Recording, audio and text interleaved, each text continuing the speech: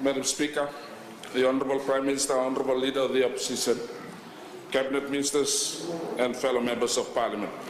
Madam Speaker, it is my pleasant duty and privilege to provide the details of the Ministry of Fisheries 2017-2018 budget allocation. I take this opportunity to extend and acknowledge the Ministry's sincere gratitude and appreciation to the Government, the Honourable Minister and the Ministry for Economy for their extensive work and their tireless effort in preparing the 2017-2018 national budget. Rationalizing the competing national needs and wants amongst the various sectors and stakeholders is demanding as ministries through submissions compete to have a piece of the government's economic pie. Madam Speaker, I especially want to thank the Honourable Prime Minister and the Government for finally giving the fisheries sector a separate standalone ministry that complements other natural resources management-based ministries. Madam Speaker, fish, especially tuna, are high migratory species and can be harvested in a short time frame, but can also be processed and value-added to create diversified products in the ways which the other resources that is managed and developed indifferently compared to other natural resources. Fisheries also holds a cultural and traditional values to our people, and therefore is paramount that the development plans take into account the aspirations of the present and future Fijian generations. For too long, Fiji fisheries has been denied from harnessing the full potentials of its coastal, inshore aquaculture fisheries due to limitations of its institutional arrangement through input resource allocations of staffing and funding.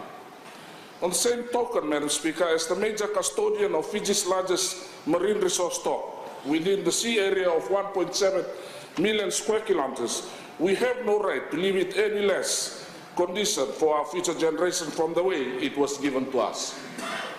Therein lies the consistent challenge the Ministry faces to ensure the balance between utilization and the conservation of our marine resources, to not only meet our needs today, but for our future generations.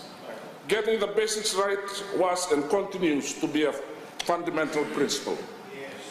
Madam Speaker, given the transition to a new ministry with the allocations of staffing and funding, the ministry is now fully empowered to forge ahead with its current mission to drive the sustainable fisheries management, contribute to the economic growth and improve livelihoods through smart policies and applied research and development. Madam Speaker, the macroeconomic context within the fisheries for 2017-2018 budget allocation is presented as follows. Our fisheries sector GDP contributes 1.8% with a corresponding GDP value of 121 million at costed basic price of 145.4 million, and at the current basic price as at 2015. Over the 2011 to 2015 period, the fisheries sector GDP has averaged 1.9%. The provisional statistics on the value of sectors of the principal import of fisheries stands at 200.1 million, whilst our principal export of fish stand at 135.7 million, as at 2015, with a total trade imbalance of negative 64.4 million. Madam Speaker, conscious of the Fiji Standard of Industrial Classification 2010 IHS code, this sector's import and export value does not include other fishery sectors and value commodities such as pearl. Over 2010 to 2015 period, the total volume of Fiji's total pearl exports stands at 717 kg, which is valued at about $1.5 million. The total import volume of pearls at 2010 to 2015 stood at $266,101.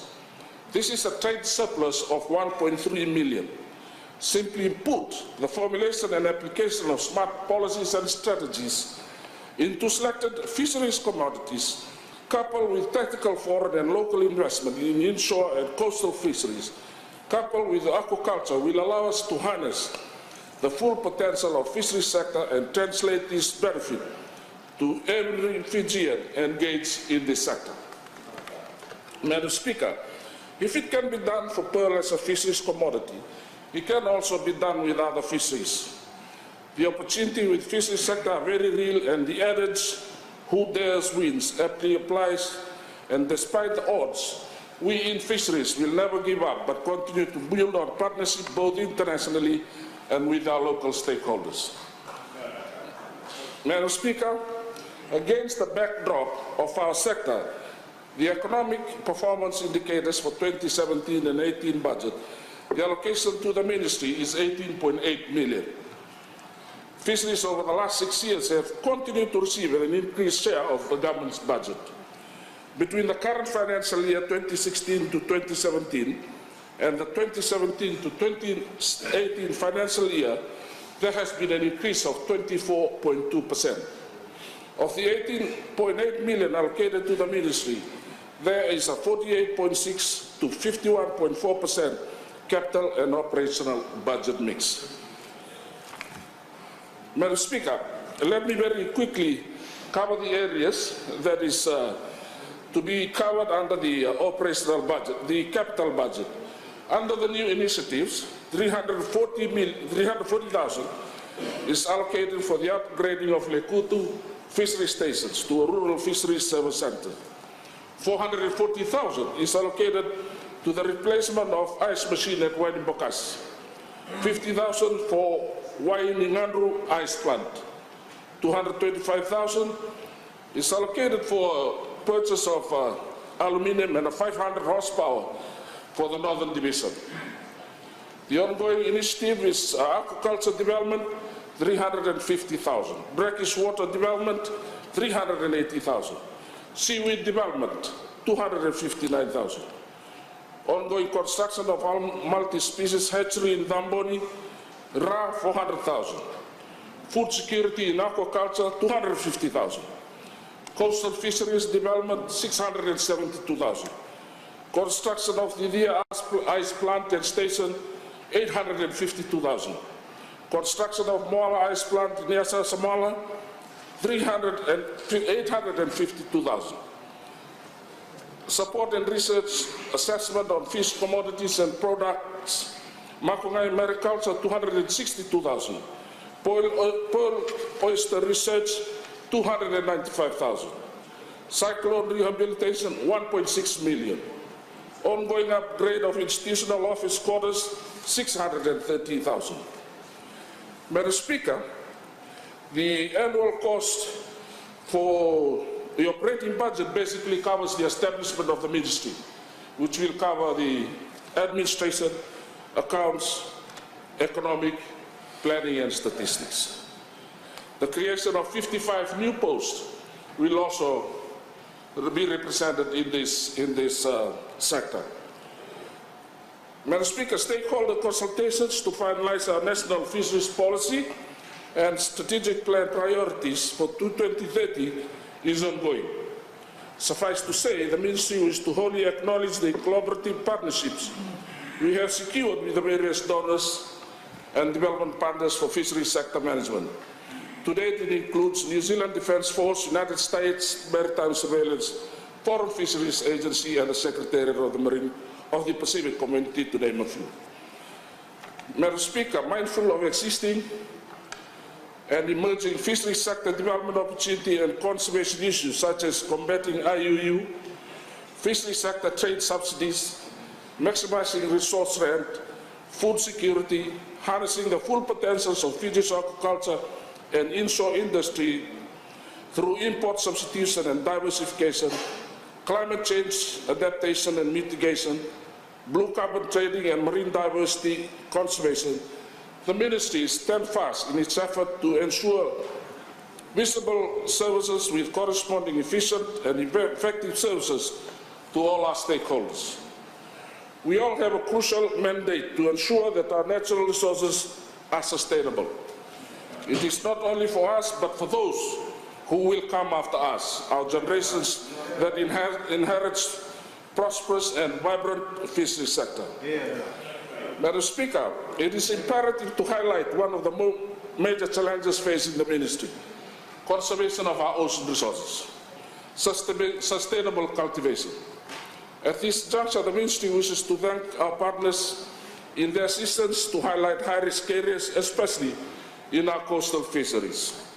We are thankful to government in allocating funds to establish coastal inshore fisheries where Fiji needs to establish efficient monitoring, control and surveillance.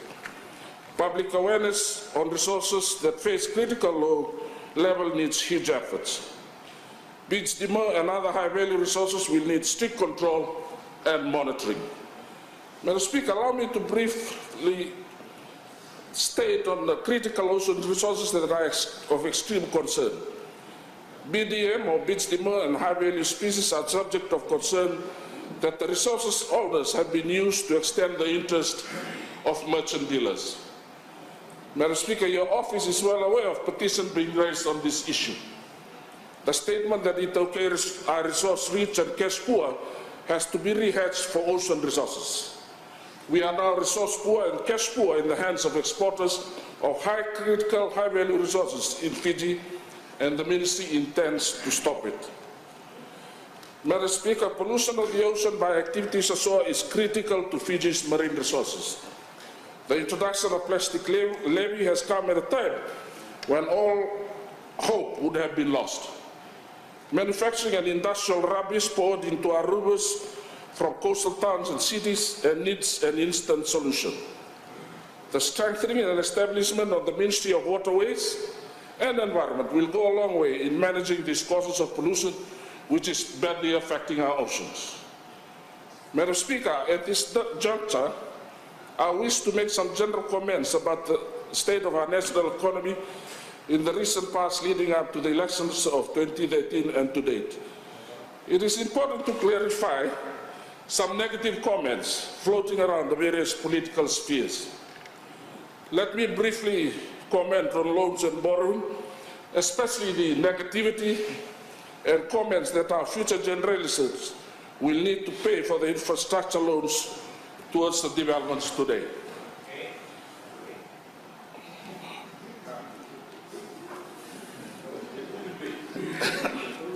Madam Speaker, sourcing funds to supplement necessary capital is noble practice. And it is a fact that today we are still paying for the borrowing created after independence. Almost 99% of the nations today borrow from international institutions or within their national funding agencies. There you go.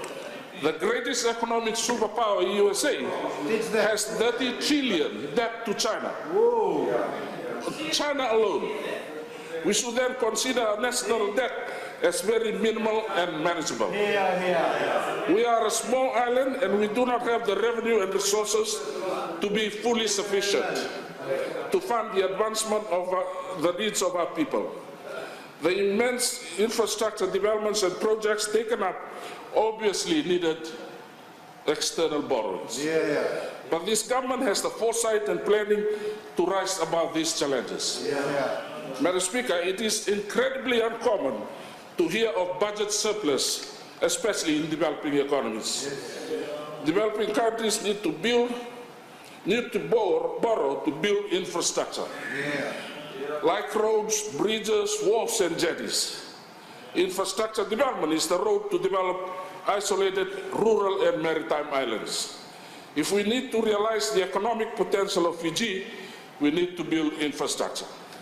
If there's any consideration to be made, it is how we distribute our borrowings and good financial management to service these commitments. Madam Speaker, the second issue that needs to be clarified is the common statements and misconceptions and political grandstanding on debt responsibility for future generations. I presume that these smart detractors and comments on national debt is of simple-minded people. They are simply dividing debt of today's on today's population. These academics simply refuse to follow the simple arithmetic, as in the principal amount considered will reduce annually as the debt is serviced. There you go. There you go. The working population will increase as economic activity increases as a multiple effect of developments kicks in. Teach them, teach them. Economic activity will improve. due to improved infrastructure and subsequent attractions for investments. There you go. There you go. Madam Speaker, do these people consider population growth? Do they consider that the necessary infrastructure development will bring even better economic returns? Why do we make a mountain out of a single mole? Very good. An issue that should be significant when we consider the long-term development of our people. Yeah. These are basically political point scoring to undermine good education for our young people, good health and social services for the poor and marginalized, sound funding for our infrastructure. Yeah. I mean, Madam Speaker, it is good sense to build infrastructure. I would even say it is better to build roads and accesses everywhere as long as it leads to somewhere. As long as I know as long as you know the destination, be either Penang or Rarawai and not both.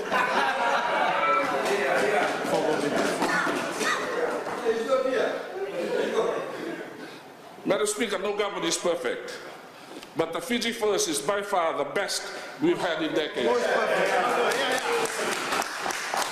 Madam Speaker, to conclude, I once again wish to commend the 2017-2018 national budget and wish to reiterate our focus will continue with the direction set by the Fiji First government, which is to build a better Fiji. I thank you for your indulgence. God bless Fiji.